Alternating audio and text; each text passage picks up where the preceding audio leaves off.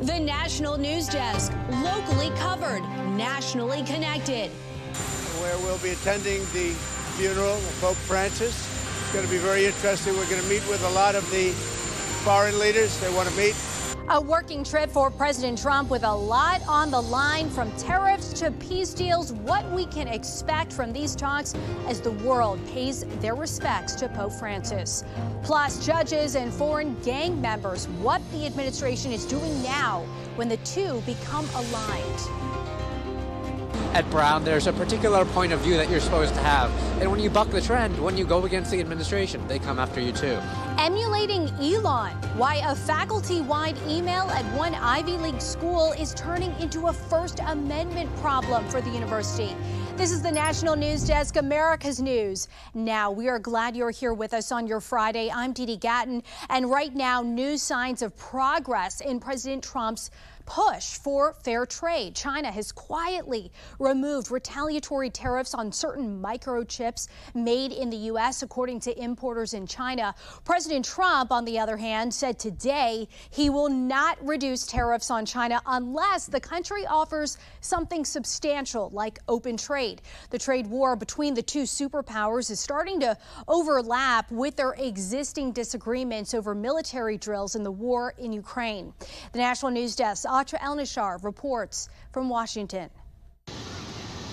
Another week in Washington is coming to a close without any progress toward ending a very expensive trade war between the White House and China.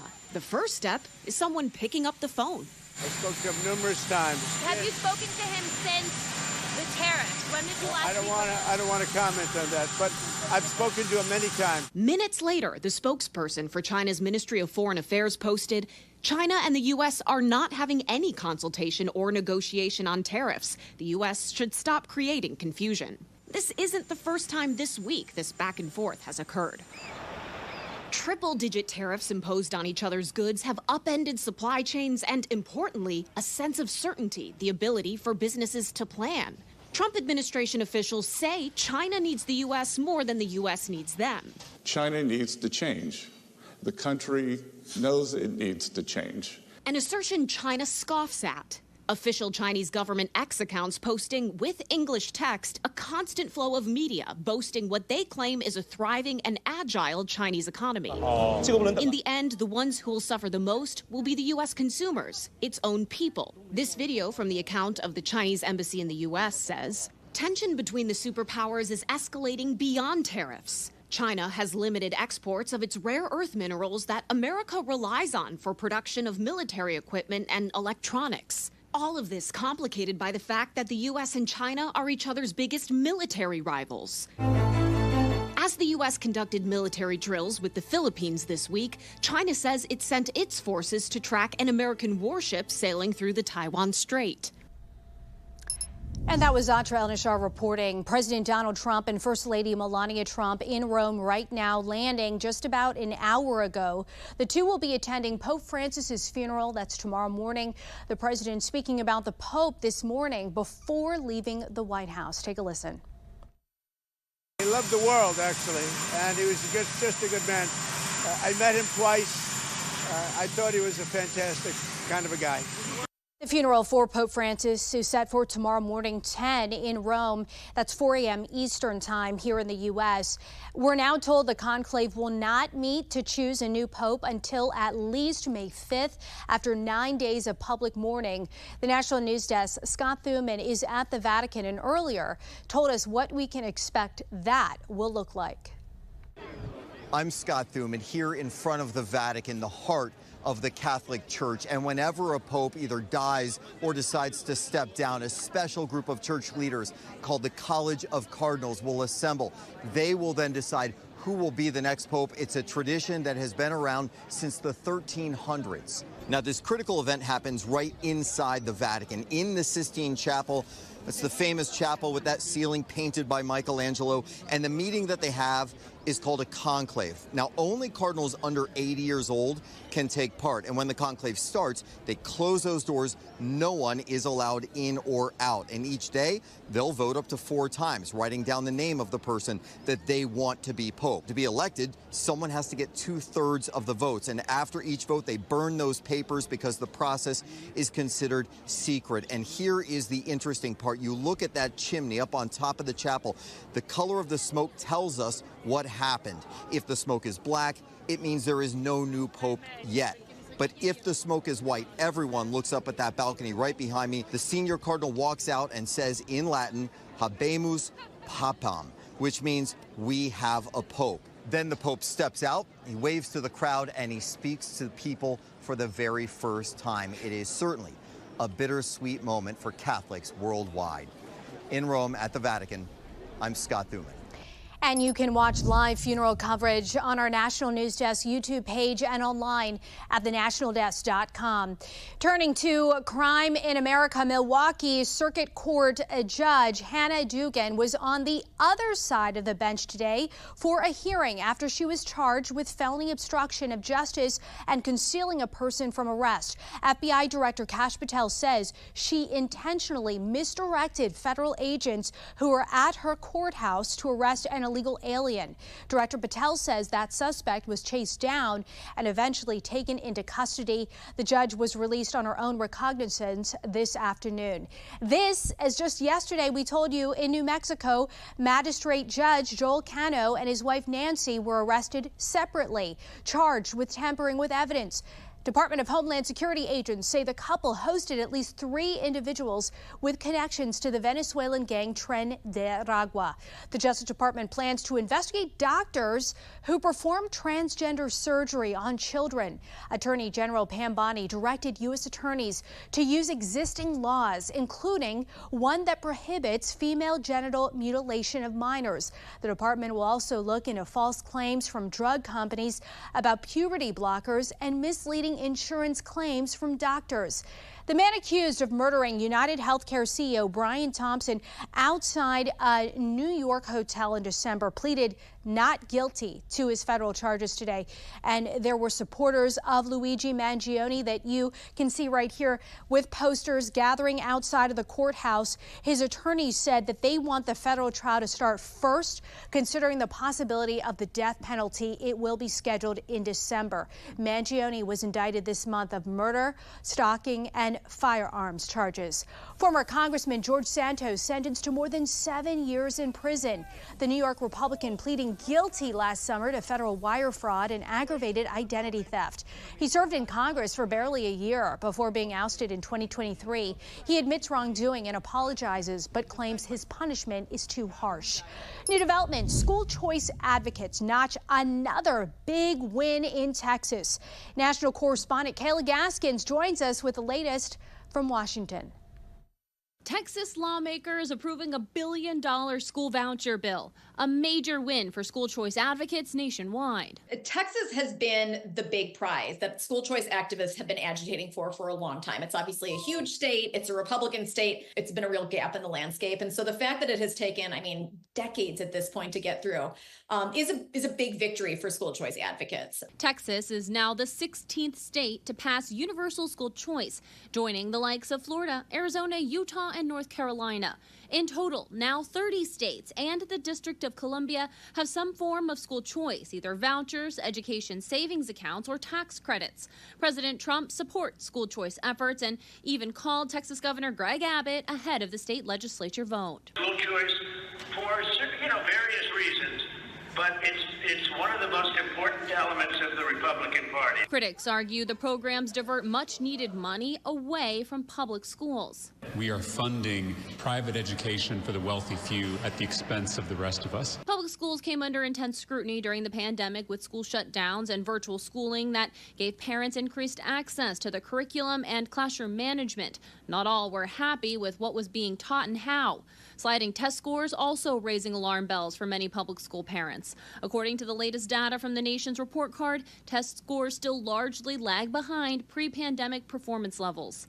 Nicole Neely with Parents Defending Education predicts increased school choice will have a net positive effect on public schools. They are now going to have to compete to keep those children in the public school system. And so I think the way that we're going to see this manifest over the next several years is that schools will actually end up becoming more responsive to families, aka their customers' needs and desires. Next week, the Supreme Court will weigh in on approval for the first religious charter school in the U.S.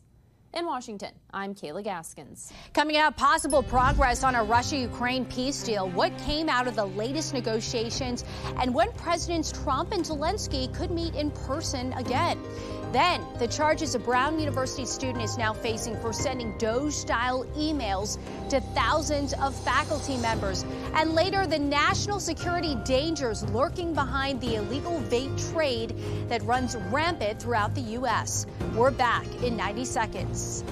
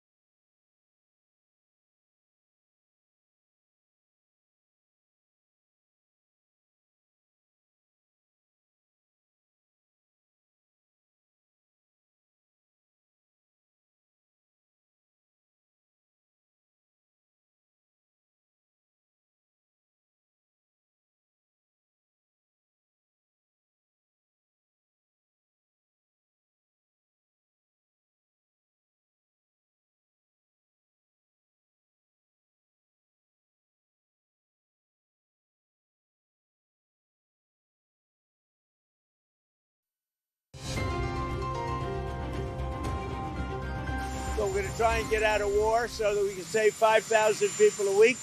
And that's what my aim is. I want to save 5,000 young men.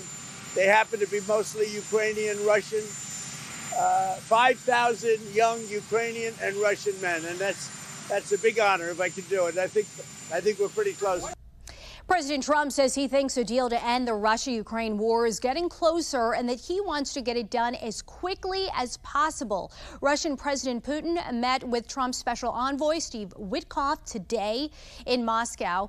A top Kremlin aide said the discussion was very useful and focused on starting direct talks between Russia and Ukraine again. President Trump also just said on Truth Social that he hopes Ukraine will sign the rare earth minerals deal immediately. This agreement could help the U.S. access valuable minerals while improving security for Ukraine. It is possible Trump and Zelensky will meet on the sidelines of Pope Francis's funeral tomorrow. And a senior Russian general was killed by a car bomb earlier today. The Kremlin blamed Ukraine for the attack. This comes after Russia hit Ukraine with another round of deadly strikes overnight, despite President Trump's urging Russia to stop. The minority leader in the Florida State Senate has left the Democratic Party. Senator Jason Pizzo said on the floor yesterday the Democratic Party in Florida is dead. He has now sent voter registration forms to officially change his party to no affiliation. The chair of the Florida Democratic Party says they are more united without him, and the Senate has now elected a new leader. And this all comes as infighting in the Democratic Party becomes more common following their defeat last November. The National News Desk, Jeff Harris, has more.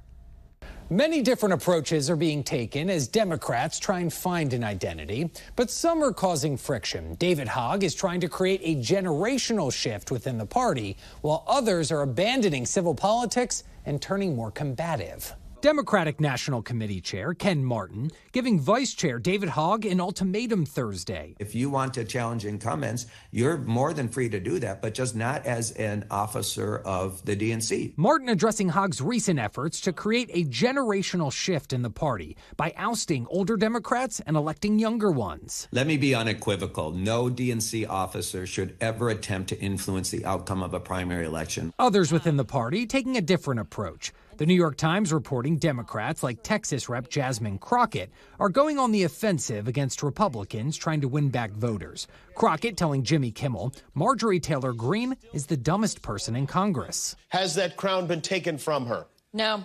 She's still winning, honey. She's still winning.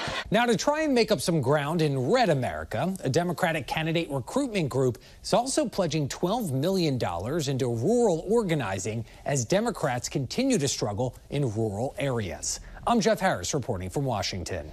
Brown University has filed disciplinary charges against Alex Shea, a sophomore student at the school, for emulating Doge. They say he emailed faculty asking them to detail their roles and tasks performed in effort to find waste in the school's budget. A Brown University spokesman told the National News Desk they're also investigating whether or not Shea broke the law. At the center of Brown's review are questions focused on whether improper use of non-public Brown data, non-public data systems, and or targeting of individual employees violated law or policy. Shea is countering and says that Brown is violating his First Amendment rights. They're coming after me they're saying I broke the IT policy. They're saying I misrepresented myself because I said I was a reporter for the Brown Spectator, which I am, but it's not a recognized student group at Brown University. And so they're coming after me for all these vague offenses. Now they say it's because I broke these policies, which I didn't, but in reality it's because they don't agree with me. And Shea says he will defend himself at an upcoming disciplinary hearing, which as of now has not been scheduled. New details, a judge says prosecutors can seek the death penalty against Brian Kohberger if he is convicted of murdering 4 University of Idaho students. His attorneys had asked the judge to remove the death penalty as a possible punishment, citing his autism spectrum disorder. The judge agreed with prosecutors that under Supreme Court precedent, only an intellectual disability would disqualify him from such a sentence. The trial starts in August. We have reporters all across the country in your neighborhoods covering issues that matter to you. We're taking the pulse of America. And we start in Maryland, home to the country's new dirtiest city. In a back alley near Bentaloo and Baker, there's a lot of trash back there. The trash piles up faster than anyone can remove it. The city comes out, they will clean it up, but it's back a mess. In this community, there's little surprise about Baltimore's most recent distinction, the dirtiest city in America. You believe this, that Baltimore's the dirtiest city in America? Yes, it is. Why you say that? Because it is. The title comes after researchers with the online publication House Fresh analyze millions of 311 complaints that come into cities each year and discovered that Baltimore had thousands more sanitation complaints than any other city in the country. Sacramento was a distant second. More rain always means more mosquitoes. Molly Keck is an entomologist with the Texas A&M AgriLife Extension Service in San Antonio. She says our mild South Texas weather means we have to deal with mosquitoes year-round, but they're the most active during warm and wet stretches. If we continue to get good rain like this, good soaking rain where we have a lot of water sitting and more mosquitoes breeding, then you can predict that there probably will be more West Nile cases than we maybe had in previous years. The biggest red flag after a mosquito bite would be if you develop a high fever. A bite may itch, but scratching it may cause even more issues. If we scratch something and the skin breaks open, there's always a risk that it can become infected from just the skin breaking open itself. In 2023, we introduced you to Jacob Weiss, a junior at Johnson & Wales whose professor took a chance on him by offering him an opportunity to run a hot dog cart. I'm really grateful more than anything else that he worked with me and took the time on me. That's how Bun Buds came to be. And that summer, he was all in, popping up all over Providence with a cart full of gourmet hot dogs and dumplings. Then came a trailer And in June of 2024, his hard work officially paid off. I love it. I absolutely love it. Having built a Bun Buds Foundation, then came the actual one. Now open Monday through Saturday, Jake and his Bun Buds business partner, Brett, are in the kitchen cooking up deliciousness. Coming up, what's stopping law enforcement from cracking down on expos teeming with illegal vapes marketed towards children? We'll be right back.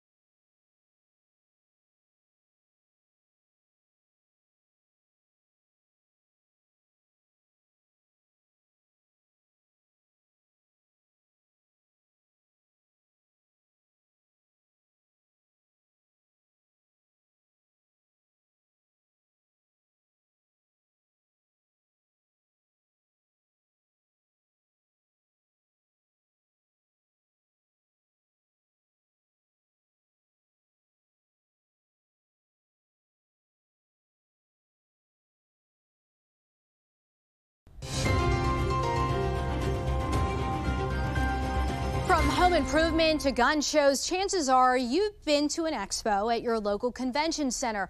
But we discovered flashy, highly publicized conventions across the country featuring thousands of products illegal under federal law that are dangerous, addictive, and targeting America's kids. Spotlight on America's Lisa Fletcher reports.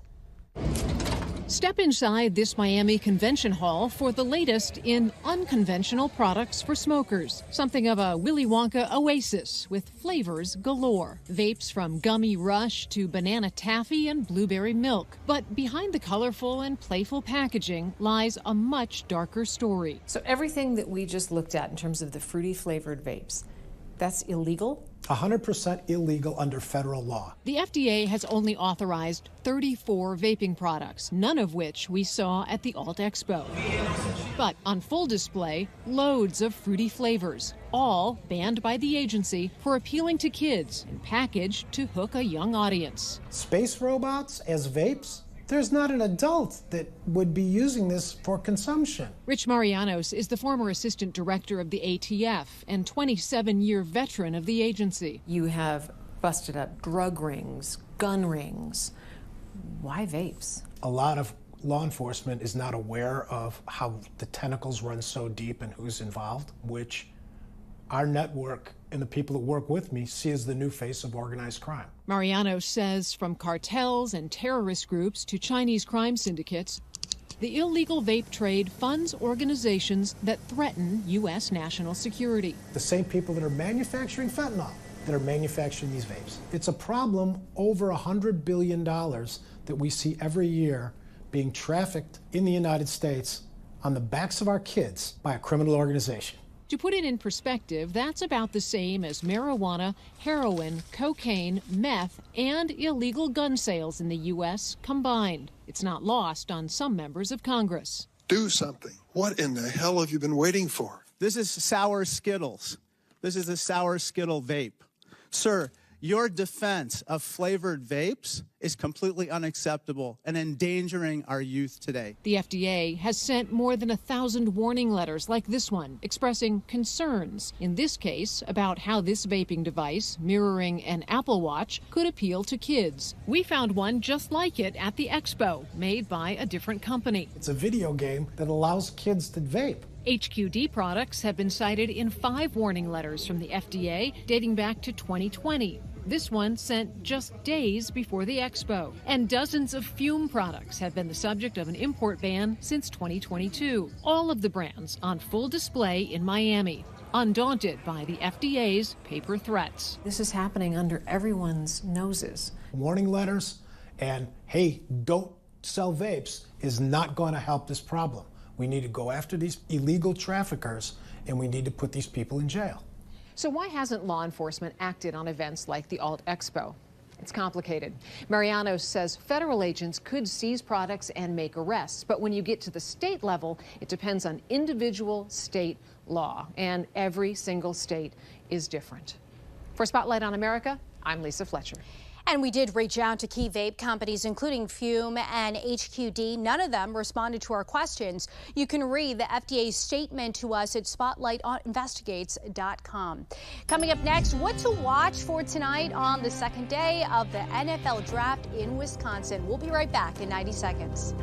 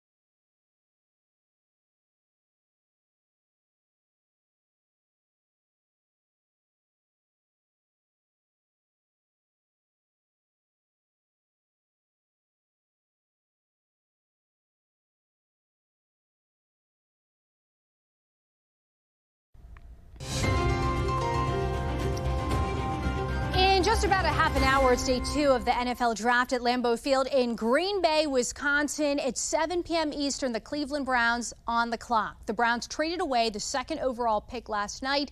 There were 3 other trades through the first round. We'll see if that trend continues. And another question is, how far does QB Shedeur Sanders fall after not being selected last night? Some draft analysts had predicted he would have been selected possibly within the first 10 picks of round 1, round 4 through 7. That is on Saturday morning. And that's going to do it for us for this edition of the National News Desk. We invite you to join us again this evening as we look at America's top stories, including a look at the severe weather threats that are bearing down on the Midwest tonight and through the weekend. I'm Dee Dee Gatton. Thanks for watching. We'll see you tonight at 10.